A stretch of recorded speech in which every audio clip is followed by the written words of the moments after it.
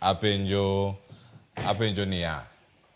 Wacho ni apenjo ni ere kaka wacho ni apenjo kanyo ni ere kaka ng'ato nyalo fwenyo ni kansa mar duol ka chakore.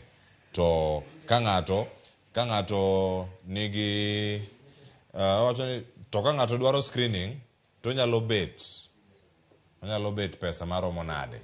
Mane wach mantiere kar kanyo. Ng'ena nyalo miyowa examples kinde mabiro bende wadong' kae kod Caroline Apondi. Judy wacho ka ni piny na laktar ni koyud kansa at an early stage wacho ni mothiedhi to ok chak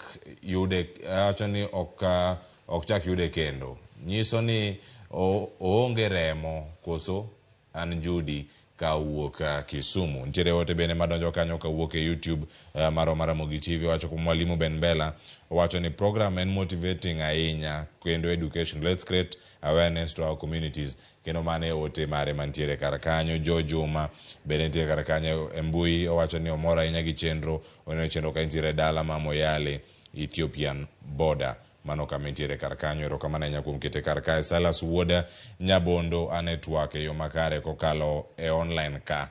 Erokamano jogo neno ka ntiere mbui mar Facebook live. Mano kama ntiere kar kacha.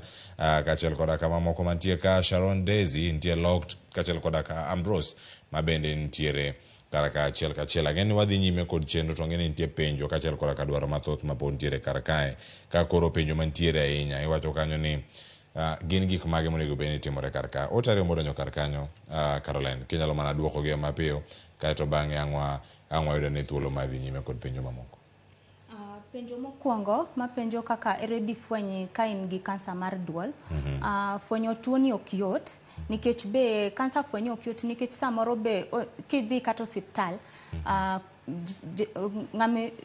daktari mokwongo neni onyalo paro kata ni onyalo bedo infection mara mora, lakini kaponi in gi signs kaka kimuonyo chiemo tiwinjo ka samoro chiemo ok ridre piny, iwinjo ka gima ochung' kamoro gi duondi ok oridre piny. Samoro be kata kimuonyo chiemo tiwinjo ka okalo kalit, iwinjo ka duondi no lit.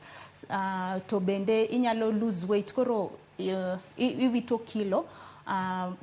Chiemo be appetite mari be dok piny. Koro samoro asto samoro tuoche machalo kaka alsa inyalo dhi osiptal sate ithiedhi nyisi ni in gi alsa. Samoro kineno kin gi alsa ahinya kata kapo ni thiedhi to onge pogruok, ber mondo mi idhi kata ir daktari moro kata inyalo dhi e cancer facility nikech gintiere mondo gitim screening ging'iyane. Nitie test ma ginyalo timo kaka OGD ginyalo ng'iyo ging'iyane kapo ni nitiere ranyisi moro amora mar kansa. Ka nitiere to gibo pimo ging'iyane ka nitie.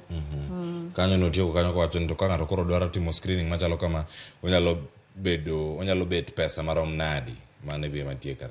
Koro screening to sani kaka wawach kaka government sani NHIF ok chul to lakini sani gitemo ng'iyane ka ginyalo konye wach screening no.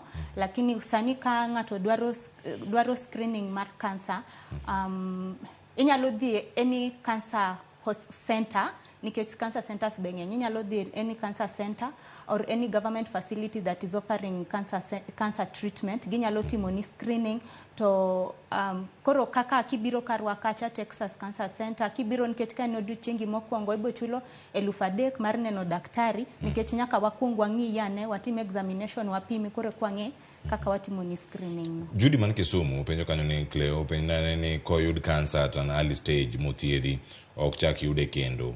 Nyiso ni onge remo koso ene wanya bedo kanyo katimore e kinde machalo kamano. Ko thiedhi to oyud ka kansa no onge mano ber. Onyalo nyiso ni kansa no rumo kabisa onge kata samoro to lakini dwani idhiga screening idhiga enga follow up. Idhi follow up nite kaka dakteche ndiko ne ng'ato idhi follow up koro ging'iyo nikech tuo no onyalo duogo. Lakini kapo ni othiedhi to nyisi ni onge del to koro owacho ni orumo, but it's important to keep follow ups kaka daktari wawacho. Erokamano ahinya. Vincent Obonyo bende